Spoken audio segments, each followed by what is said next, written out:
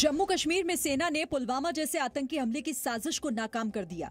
सेना ने आज सर्च ऑपरेशन के दौरान जम्मू कश्मीर में करेवा इलाके में हाईवे के पास 52 किलोग्राम विस्फोटक बरामद किया। एक पानी के टैंक में 125 ग्राम वजन के 416 पैकेट विस्फोटक छिपा कर रखे थे। सेना को एक दूसरे टैंक में 50 डेटोनेटर भी मिले। जिस जगह विस्फोटक बरामद किए गए वो पुलवामा हमले की जगह से 9 किलोमीटर दूर है। 14 फरवरी 2019 को पुलवामा में आतंकी हमले में सीआरपीएफ के 40 जवान शहीद हुए थे। इस मामले में एनआईए ने कुछ दिन पहले चार्जशीट भी दायर की। चीन से सीमा पर तनातनी के बीच रक्षा मंत्री ने कहा कि चीन की कथनी और करनी में बेहद फर्क है। आज राज्यसभा में चीन से तनाव पर बयान में राजनाथ सिंह ने कहा कि चीन लगातार उकसाने वाली कार्रवाई कर रहा है, लेकिन भारतीय सेना के जवानों के हौसले बुलंद हैं। सदन के माध्यम से मैं हमारे 130 करोड़ देशवासियों को आश्वस्त करना चाहता हूं कि हम देश का मस्तक झुकने नहीं देंगे, न ही हम किसी का मस्तक झुकाना चाहते हैं। ब्रिक्स देशों के राष्ट्रीय सुरक्षा सलाहकारों की बैठक में एनएसए अजीत डोवल ने हिस्सा लिया।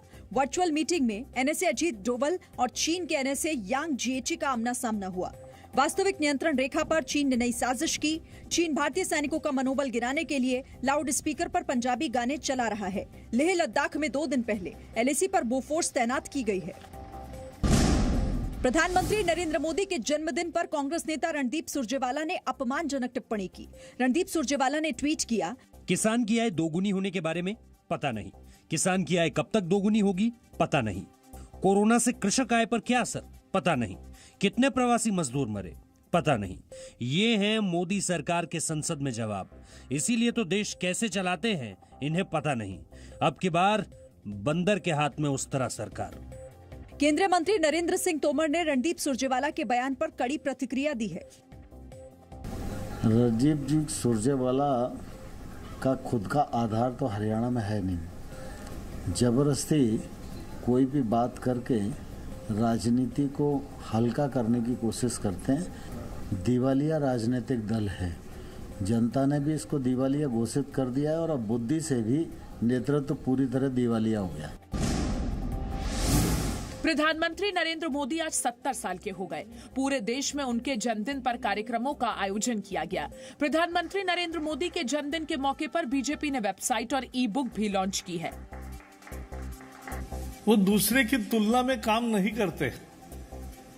उन्होंने खुद की राजनीति की एक लंबी लाइन तैयार की, लंबी लाइन खींची, तो दूसरा कंपटीशन में है ही नहीं।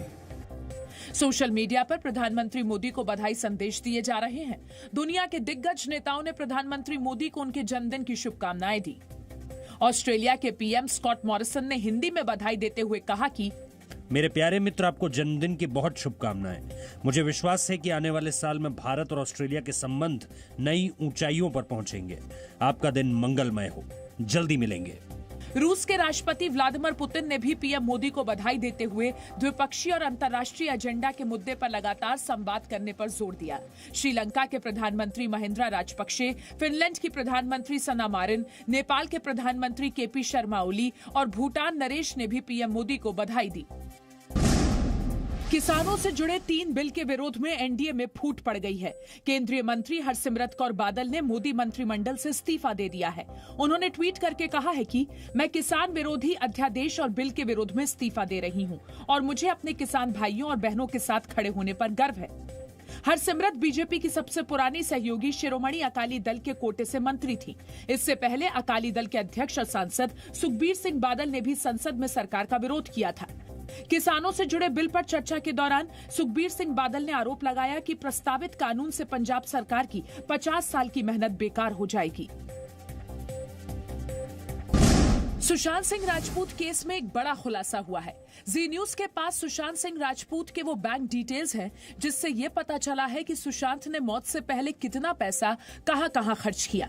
जी न्यूज के पास मौजूद इन बैंक डिटेल्स के मुताबिक 28 मार्च 2019 को सुशांत के पावना फार्म हाउस पर फिल्म छिछोरे की पार्टी हुई थी, जिसमें 40,000 का ब्यौरा दिया गया है।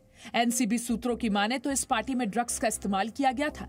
साथ ही एक बॉलीवुड अभिनेत्री पर ड्रग्स लेने का भी शक है। रिया और दीपेश साहा ने एनसीबी की पूछताछ में उस अभिनेत्री के नाम का खुलासा किया है। बीजेपी विधायक और महाराष्ट्र के पूर्व मुख्यमंत्री नारायण राणे के बेटे नितेश राणे ने जी न्यूज से खास बातचीत की और इस मामले की जांच दिशा साल्यान की मौत के एंगल से करने की मांग की। सुशांत के करीबी थे, मतलब रिया हो, उसकी फैमिली हो, सबका इन्वेस्टिगेशन हो रहा है। फिर इस तरफ जो इंसान दिशा का सबसे करीबी था, जो उसके साथ शादी करने वाला था और आज वो ही गायब है, उसका इन्वेस्टिगेशन क्यों नहीं हो रहा है? जल्दी से जल्दी सीबीआई ने रोहन राय का इन्वेस्टिगेशन करना चाहिए और उससे बातचीत करनी चाहिए। नागरिकता संशोधन कानून के विरोध में हुए दंगा मामले में गिरफ्तार हुए शर्जील उस्मानी ने जमानत मिलने के बाद फिर भड़काऊ बयानबाजी शुरू कर दी है। सोशल मीडिया पर दोबारा बाबरी मस्जिद बनाने के बयान का अयोध्या के संत समाज ने विरोध किया है। शर्जील उस्मानी ने ट्विटर पर लिखा कि मुस्लिमों को अब सड़कों पर उतरना होगा, हिंदुत्व को हराना होगा। शर्जील के भड़काऊ बयान के बाद बीजेपी ने यूपी डीजीपी को चिट्ठी लिखकर शर्जील उस्मानी पर कार्रवाई करने की मांग की है। के लिए 1000 पीढ़ियां उतर जाएंगी तब भी ये बाबरी का निर्माण संभव नहीं है। अब जो है हिंदू जागृत हो चुका है, लोकतांत्रिक संवैधानिक मार्ग से वहाँ भव्य दिव्य राम मंदिर का निर्माण हो रहा है। ये भड़काऊ बयान देने के मामले में तो स्वाभाविक तौर पर मुकदमा होगा और ये जेल काटेंगे। Presenting B News app available on Google Play and App Store. Download it now.